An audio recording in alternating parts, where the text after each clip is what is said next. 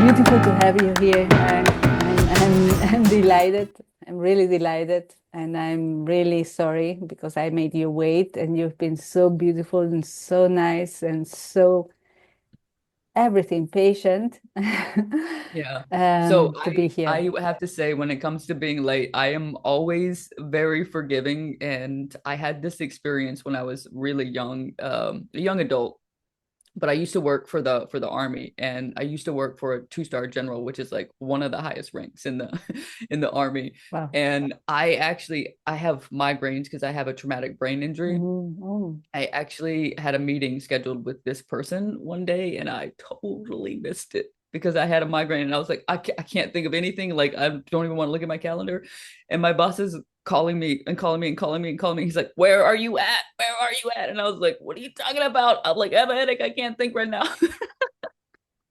And so ever since that moment, I got labeled as the person who makes the two-star general wait. And ever since then, I'm always so forgiving. No, because I know things can happen, and we don't do it on purpose. Mhm. So me too. I'm very forgiving because if really I'm not walking your shoes. I don't know what's happening to you. I'm just on the other side, and I know things can happen now when well No, anything anyhow. I'm sorry. I'm not. that's all right. You're having a wonderful holiday with your family, and other people are right now, so no judgment there. No, thank you, thank you so much.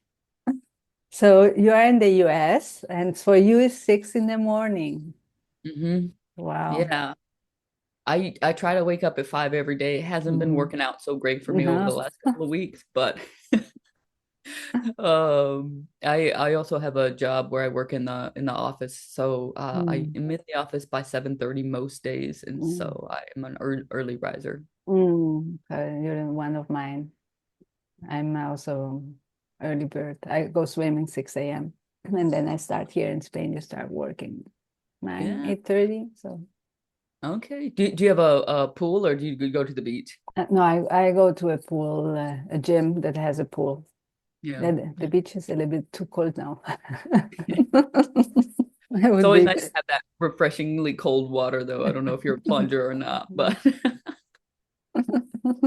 Yes, yes. Uh, yeah. but yes, I'm happy to have you, and it's so well. It's early for you, so I really appreciate for you to be here with me and co-creating.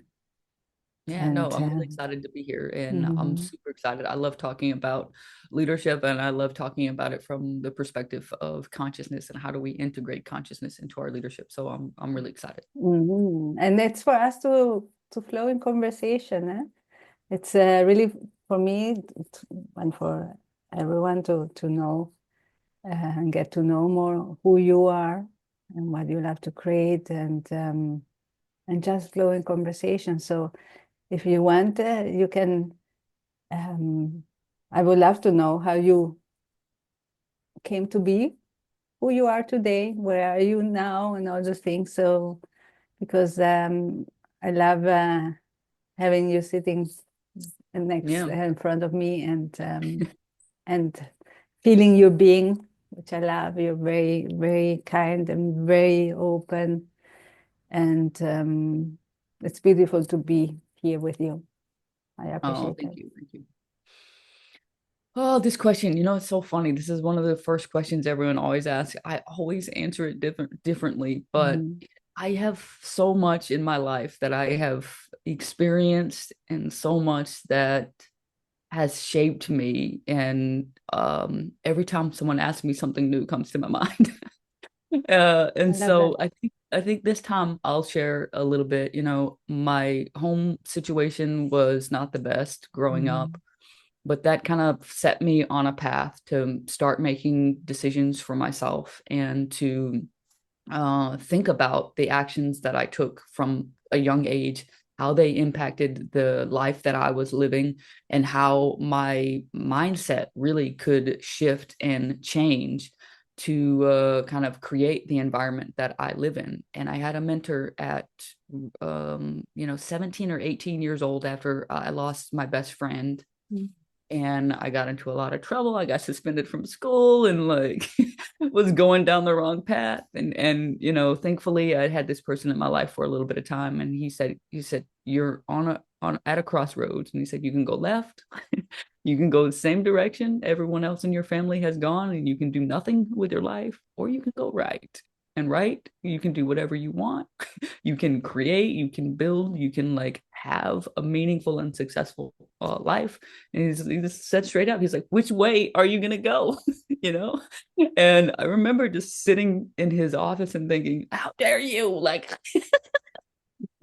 But that moment for me has just forever been etched in my mind. And when I think now about a lot of the things that are happening in my life, it's all drama. Everyone has drama of all the things that they're dealing with. I'm dealing with the plumbing in my rental right now, and I'm dealing with like going into the office as a federal employee, like with the transition of the government, and like everything right now is like, I don't like it. But I just always remember thinking about him and being very pointed and very direct and saying, like, you can choose, like, which way are you going to go? And reminding myself, which way am I going to go? you know?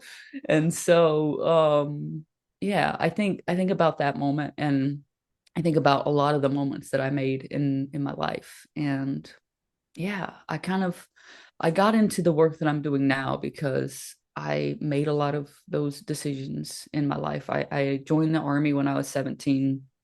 I ended up going to a military school instead of getting deployed, which is where all my friends that I enlisted with went. They got deployed to Iraq and Afghanistan at the height of the war. And, I'll carried a little bit of guilt around that, going to college and doing that instead of going to war.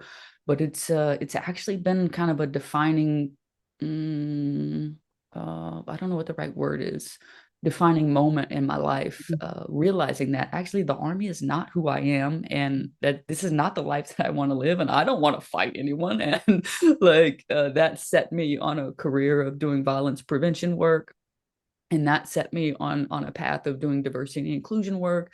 And then from all of my expertise in violence prevention and diversity and inclusion, I kind of started advising leadership teams on these two areas, and that morphed into doing like leadership education and training. And so I feel like so much happens in the course of our lives. It's so hard to sum it up in a this is who I am moment. But yes, but I can see that, and the consciousness in you also in the, like, it's in living in the moment and choosing every time, because we have so many choices during the day, and every choice we take is going to change our lives.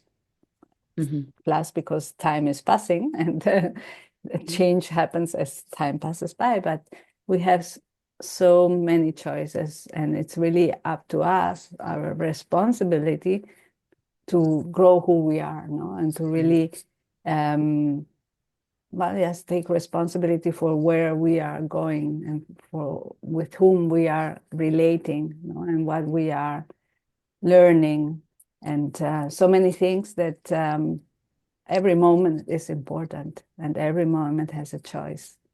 Yeah. And I think, understanding that and living that are two different things too. And I'm at a really interesting point in my life where I know how important the decisions and the choices that I make in my life are. And I am now in a space where I can reflect on the decisions that I'm making in the moment and think about, oh, if I don't do this, then I'm not going to be living in alignment with the person that I want to be and the person that I am trying to be. And it's like kind of sitting in, I don't want to say guilt, but sitting in this awareness of it. Like, if you don't go to the gym today, you're not living your true self. And then being like, you really should go to the gym today. Or in the leadership context, have you just talked informally to the people in your office? Did you pause and like sit with them? And especially right now, so much heaviness of A lot of the people that I work with in the government context are, you know, just thinking about what is the next month gonna look like. And Mhm. so many people don't take time to just connect and ask, how are you doing? Mhm. What's happening for you? How are you feeling about this? And I think, you know, being able to sit in this space and remind ourselves in the moment when we're not making those decisions that are in alignment with the person that we want to be. I think it's such a key Mhm. place to be. And you know, I was just reflecting on this the other day of you don't really know when you cross that threshold of being so self-aware that you're able to do it in the moment. Mhm. And of course, you know, there are other layers too to get in front of that and to actively think through it before you're in the moment and you're processing that. But I think for me, I'm just realizing I'm just now getting into the moment of being a little more reflexive in how I'm being with myself. I think it's a lot easier for me to do it with other people than it is for me to do it with Mhm. myself. But Mhm. And that's so beautiful because, well, it's interesting because yes, you are very empathic, so you relate easily with others and how they could be feeling, no? mhm, But and it happens to many of us, you know, they are sensitive and empathic. It's more difficult to tap into yourself, to look inside and how you're feeling, no? Constantly, how you're feeling, what you're thinking. It's and from there, living from the inside out, know what I say, from the heart to the world. But it starts here, but it takes effort. It yeah, takes willingness to observe, to be there all the time and not lose connection with the outside. yeah, yeah. I think, you know, it's such a critical skill. And I did violence prevention work for a long time, a lot of crisis work, and I used to train advocates. And one of the biggest areas that I would see people fail out of being able to become an advocate is a lot of people go into these roles because they want to help people. They Mm-hmm. want to fix the problem. They want to give them information. They want to share. They want to be in it with them. And most of the time, they don't understand that it's less about the information that you have, less about the impact that you're going to make, and it's more about like being there in that moment and allowing them to experience what they're experiencing, to feel what they're feeling, and to validate that for them. You know, and it's such a hard skill. And so many people we had to say, you know, you can't actually do this because you're so focused on the outcome. Mm-hmm. And it's not about the outcome when you're working with Mm-hmm. someone in crisis, because they're never going to see where they are supposed to be in 10 years. You know, they can Yeah. only see that they've just been traumatized in whatever way, and that's what they're feeling, and that's what's going through their brain, and that their body is flooded with all of these emotions and these feelings and chemicals. And like, you have to be able to sit with them, and a lot of people can't just sit in Mm-hmm. that Mm-hmm. moment, you know. Mm-hmm. Yeah, yeah, many cannot listen and just be there for whoever needs them, no? Yeah, yeah, We are yeah, I used think. to, no, sorry, we are used to, we have been taught that there's always, you have to go there, there's an outcome, you an objective, a goal, but not taught to be here and listen and just whatever comes and let it flow, no? Yeah, I see it with a lot of coaches too. Mm-hmm. Really trying to dive in because, you know, coaches, they want to make an impact and they want to have progress, and they want to show the people that they're working with, like, you started here and now you're here, and so they're so focused on that outcome and that goal. When again, very similar to people who are in crisis, sometimes people already know the answers. They already know where they want to go, and they just have to sit and they have to tap into it, and they have to feel it, and they have to experience it in order to like get them to that next phase.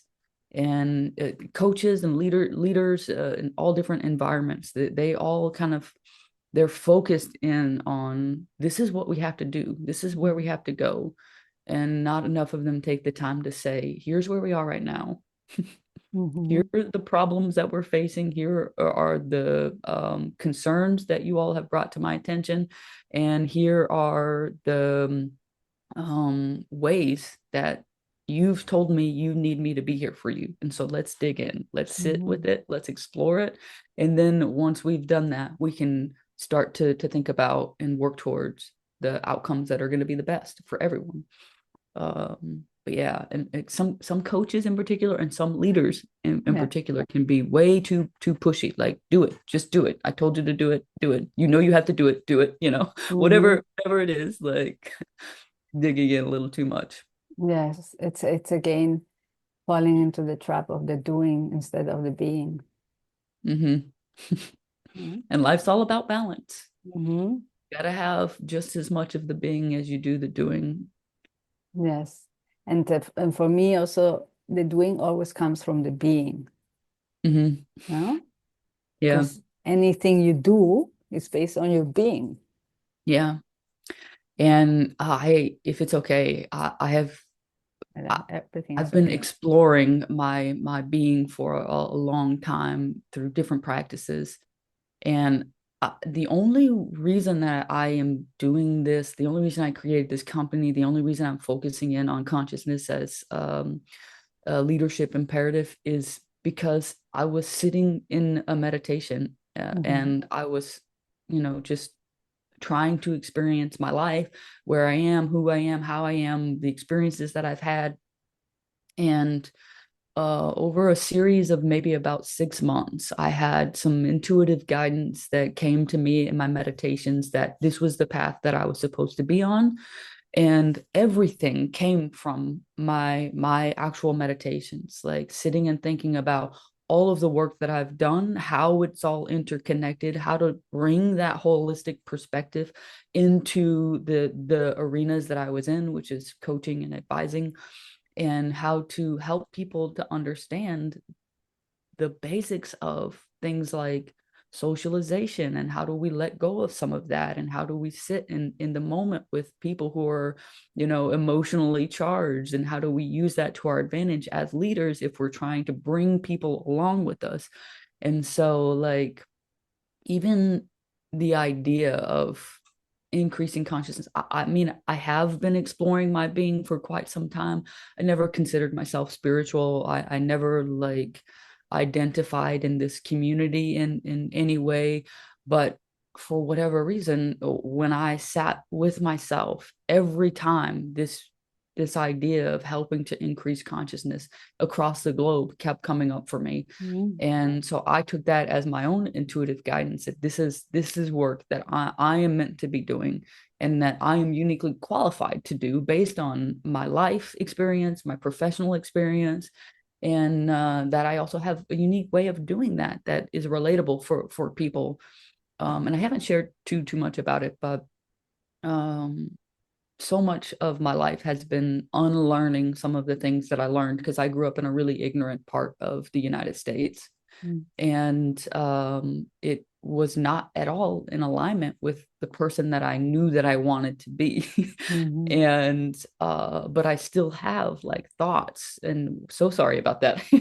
um have let me get that off really quick. I still have So nice. uh, yeah, unconscious biases that come into my mind all the time about all of these things, that based on the way that I grew up. And granted, I'm 20 plus years removed from that environment.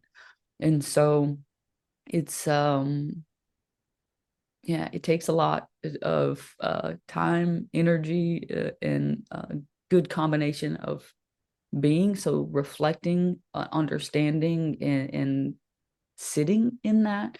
And then, at least for me, in the coaching aspect and the leadership aspect, there is a doing component. Like, we have to Mm-hmm. teach ourselves to retrain our brain, to retrain our body, and to adjust, because everyone that sits in front of us is a different person, and we have to be able to meet them where they're at if we want to be the most effective person that we can be in that person's life. And so Yeah, I'm sorry, I got a little off track. No, no, I love those. We are in a conversation and we don't have any track. We are flowing, and I love it because you mentioned uniqueness, and the uniqueness is for me part of who we are. No, for me, it's leadership, which everyone is a true leader, is Mhm. for me love, uniqueness, and co-creation. Oh, I And love that. yeah, so love because we all are love, no? And it's this going inside and feeling this energy, uh, unconditional love that we all have within, and the inner wisdom, no? Everyone tapping inside, like you were having with meditations, you have an intuitive guidance and you respond to that, and life is taking you, leading you somewhere, but because you are your own guru. Yeah. So I love that. And then uniqueness is because everyone is unique. If when we tap inside and we start exploring our our well, all our gifts, our skills, and we start experiencing them, and we start then practicing, where that's where the willingness, the effort coming, we start seeing and uncovering this uniqueness. And this uniqueness is what you are teaching me today. Through your uniqueness, you are teaching me many things that I'm taking in. You're co-creating with me. You are giving me, and I'm receiving. Mm. You know, so co-creation comes from this uniqueness, from the love and this wholeness. It comes from the being. It is this giving and receiving that it's constant because I'm being whole and you are whole with your Mhm. uniqueness. So we are learning and unlearning through this interaction. So I loved when you said, you mentioned uniqueness because, and I'm feeling you, and I see your uniqueness, and I see your power being, and I see your true potential with who you are and how you positively impact with this beautiful being that you are. So this is what I was feeling, and I'm very grateful for that. I love you seeing you flow. This podcast is to flow. It's not for us to go anywhere. It's for us to co-create, whatever it means. Your wholeness and my wholeness. Yeah, no, I love that. Love, uniqueness. What was the third And thing? co-creation. Oh, co-creation. Okay, yeah. So, so much of my life has been spent. A little bit of background for anyone who Yeah. doesn't know. Um, I have my coaching business and my educational business that I focus in on, but I also work for the government and a couple of different branches of the military services, and also with the Department of State and Homeland Mhm. Security. So a little bit of background. But so much of the work that I've done over the years has been co-creating with other individuals who also work in these environments. And the government in particular, at least in the United States, I don't know how it is there in Spain, but it's very siloed. And Mhm. so, like, I hired you to do this. This is your job. You do that. I hired you to do this. This is your job. You do that. There's no crossover. There's no like collaboration. There's no like ingenuity when it comes to the way that they solve problems. Mhm. And so much of my work, and actually how I transitioned into doing diversity and inclusion work, was trying to help people to understand that if we wanted to prevent violence in the world, we had to start with the basics of the what are the social norms that got us to this circumstance, right? And Yeah. so discrimination and harassment are precursors to violence. And if we want to prevent discrimination and harassment from happening, then we have to be able to talk about diversity and inclusion. We have to be able to talk about each person's unique identity. We have to be able to talk about how it impacts and influences the cultural and the team dynamics. And we have to be able to like navigate that. And at the time, this was probably 15 years ago, no one was talking about the connection between preventing different forms of violence, whether it's sexual violence, domestic violence, whatever other forms of violence, and how that relates to diversity and inclusion work. And I eventually got to a point where I was doing so much co-creating with the diversity and inclusion teams that I ended up just transitioning into that field because it felt like a more authentic and genuine way to prevent the violence that I was trying to prevent in a Mm. totally different way. And so, yeah, I love the idea of co-creation. And so much of my career has been built on collaborating with different individuals, how they're doing their work, and helping me to understand better ways to do the work that I was already trying to do. And I think there's something inherently unique in what's the word, like cross disciplines, Mm-hmm. mm, to, to approach a problem from a completely different disciplinary standpoint. And at least the way that our government is set up, it's like, this is your discipline, you focus in on this, and this is yours. And there's no like, let's look at this from a different lens. Mm-hmm. And a lot of the work that I'm trying to do now is helping people to understand there is this personal aspect. You have to be self-aware. You have to learn how to be and how to have presence. But there's also the environmental context, the community context, and then the societal context and the systemic context. And so you have to be able to navigate all three of these areas as a leader. You have to be able to be, you have to be present, you have to be mindful and understanding and self-aware. You also have to learn how to do in the community and in the organizational context, how to navigate all of those interpersonal dynamics. And then you also, as a leader, have an obligation to create change. And the only way that you can do that is through addressing systemic barriers and areas that are preventing other people from being as successful as they could be, or from whatever the goal is that you're trying to achieve. For me, it's equity-based work. Mm. And And so, mm, yeah, go sorry, ahead. and so no, what I was saying is that for me, that's change of perception, no? That's what you Mm. mean. So looking from another angle is really changing your perception and knowing there are many ways to see things, but and not only one. There's always different perceptions, and depending on you look at them, you change, and your mindset changes and opens up, no? Because you're able Yeah. to see things from different angles. Yeah. I cannot for the life of me think of the researcher's name, but Mm-hmm. she has a theory called standpoint theory. And learning this in my first graduate program was one of the most influential things, and something that has stuck with me forever is what you see depends on where you stand, Mm-hmm. and in a physical standpoint, but then also in a moral and a values based standpoint too. And so if what I believe actually influences what I see and how I see it. Mm-hmm. And if I have a positive mindset and I believe that everything happens for the right reasons, then I can look at the death of my best friend, getting suspended from school, and joining the army and spending 16 years in the army, knowing that it's not the place for me. I can look at all of these things and see like all of that had to happen for me to get to where I am.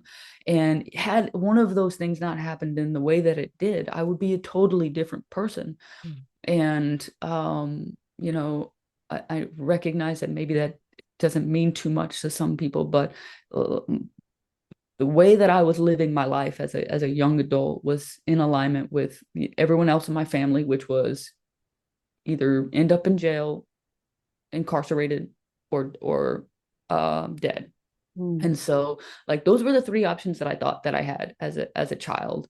And like obviously now my life is so fulfilling, and I have such a great community. I have such a great sense of who I am in the world and who I want to be in the world. And so like just simple shifts, Mm-hmm. Yeah. whether it's in our mindset or what we believe can actually create change. And so I love that theory, standpoint theory. I think Dr. Smith, that's the name that's coming to my mind, but But I'll have to look back on it. But what we see depends on where we stand, and I love that so much. So where am I standing at any particular time? How is it impacting what I'm thinking about? How is it impacting what I'm doing? And how is it impacting the rest of the team? yeah, and one of my favorite mentors from my first graduate program really helped me dig into this. And I'm sure you've probably seen it, but there's um picture of a bunch of different people standing in different places. Oh, I gotta stop doing that. Then don't worry, don't worry. It doesn't matter. Uh, It doesn't matter. standing in different places around an elephant, and they're all touching different parts of the elephant. And so one person's touching the belly and they think it's a wall, one person's touching the tail and they think it's a snake, one Mm. person is touching, you know, the trunk and they think something else. And so I just love that visual representation of it really does depend on where you stand. Yes, yes, yes. And it's true in everything. So sometimes when we are anxious or something is happening to us, it's really recognizing where we are standing and what we're looking at, and knowing we can see it with a different angle. Yeah. Yeah. Mm. So how did you come to your three areas? Through love, uniqueness, and co-creation. Oh, which Yes. one? Yes. Yeah. Well, everything in life is experience, no? And I don't know. My father died when I was 15 almost, and so I turned out to be the good girl at home, so always pleasing everyone, not doing harm. And at the end, also with the relationship I had, forgetting about myself, not knowing who I was, and living for others, always living for others.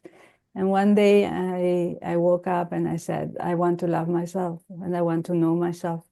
And that's when I changed. I moved, I divorced and I moved to Spain.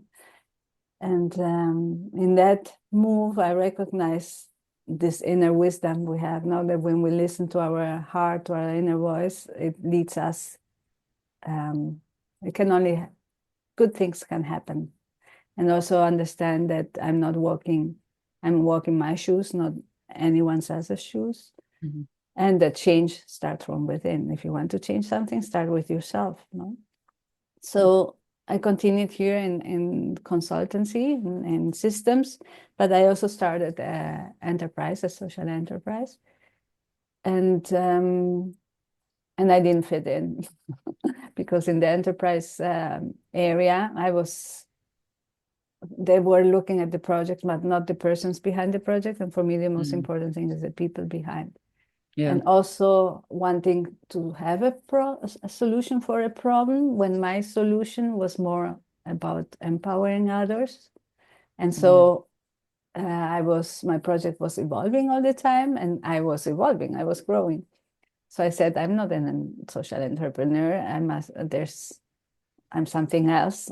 So, and I saw others that had the same issues as me. And I started a movement that turned out to be a community where we practiced to be, having Mm. conversations and to be and to listen. That's where I evolved the love, and then they understood the uniqueness and the co-creation part. Mm. So I closed the community because it's a movement, and the movement doesn't have a community. And well, I've been continuing. It has already been, when I started, it was 2012. So in this entrepreneurship and all Yeah. this part. And now, well, with the conversations, I'm learning so much. These Yeah. co-creations, they're so nurturing. There's open heart.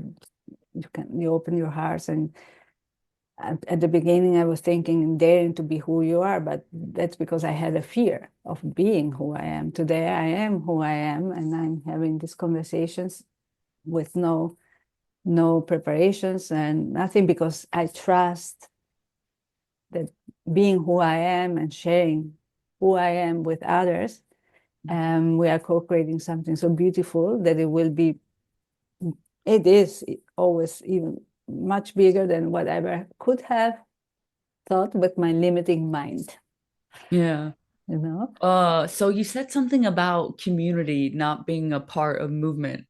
It's like for me, community is such a huge part of movement. And so can we circle back to that really Yes, quickly? I said it because I had a community and I turned out to be a community manager, and I'm not a community manager. So I wanted the movement, which is the positive impact movement, to be open with no walls in my case. But I know Okay. that I'm here with you, and you are part of my community of co-creators, of people, of leaders, self-leaders who are who they are and create what they love, no, Mhm. and who grow themselves. And so you are part of my community. So Mhm. I know community is good because it also I belong to something, no, Yeah. through who I am. Yeah. But I don't have a community because what I want to have is a movement that spreads all over the world, that is planting seeds for everyone to be their true leader. So love, uniqueness, and co-creation. Yeah. Yeah. It sounds like you want the community to have ownership of the the goal. Yes or Of no? no, no, well, I don't have community. I just and no goal. I have the vision. I have a Vision. vision for the movement and for me and for the world. Mhm. For everyone to be their true leaders, for everyone to be their own gurus, for everyone to be love, for everyone to find their uniqueness, and for everyone to co-create a new earth through this giving and receiving in harmony and Mhm. in wholeness. Mm. I love that. I love that. Yeah, that's the vision, and I believe in that, and I know it, and I experience it with these conversations, because here we are just flowing with in our wholeness, sharing whatever comes, no fear, and not mind limiting of having to go somewhere or having to ask questions. No, no, just being, and it turns out to be so nurturing and so beyond imagination and so connecting, because you were explaining before, and your uniqueness and where you are and who you are, and I'm connected to you, and I'm feeling you, and I feel your power, and I love it because you have such a beautiful essence, and I know you positively impact with who you are when you are who you are, when you allow yourself to be it, which is what you do. And I Yeah. appreciate that, and thank you. Yeah. Thank you for that. Well, I also appreciate everyone who is living in their authentic self, embracing who they are and who they want to be. And I'm so grateful for people like you who are continuously encouraging people to step into that. And I Yeah. think a big part of my work is trying to help leaders to do that. It's not so much of a focus, but it's so important. Mm. And I don't think it can be done in the context that I do the work in. I think it's very specific and very niche in terms of helping people to step into that. And I think so much of it is an internal desire to, Mhm. like, people have to want to change. And I have a lot of conversations with people about change. um Obviously, someone who's gone through so much change in my life, I've been so many different versions of who I am and who I want to be, that I believe that people can change. I think the larger societal belief is that people don't change. People are habitual, and they stick to their patterns, and they don't change. And so much of that is internal. Like, people can change if they want to change, if Yes, they I believe that agree. change is necessary and possible. And so I love that there are people like you that are doing the work, that are helping people to navigate that, because it's so important. And so much of my happiness or my joy comes from being able to be who I am in the world. And I shared I was in the army for a long time, and I'm a non-binary person. And when I was in the army, I had to have a specific gender, and I had to live as that gender, and I wasn't allowed to talk about it. I wasn't allowed to use the bathroom that I wanted to use, and so like it was a problem. And like my first awakening of living or stepping into my identity was leaving the army so that I could fully embrace my identity in that regard. And it was one of the most freeing things that I could do for my own mental health and for my own being, and having those shifts in our lives where we can realize that we can step into the people that we want to be, and the impact that that has on our mindset, on our well-being, and on our kind of future endeavors is so important. So I love that you're doing that. I love that you're helping people in that regard. I'm your reflection. You do that. No, you are that, and I appreciate that. Thank you so much. And really, thank you so much for you co-creating with me, and for many more, and for you being who you are and creating what you love. Yeah, thank you so much. I really appreciated getting to chat with you and getting to know you a little bit better. And yeah, I look forward to continued creation, whatever that might look like, and however I might be able to co-create with you. Thank you so much. Thank you.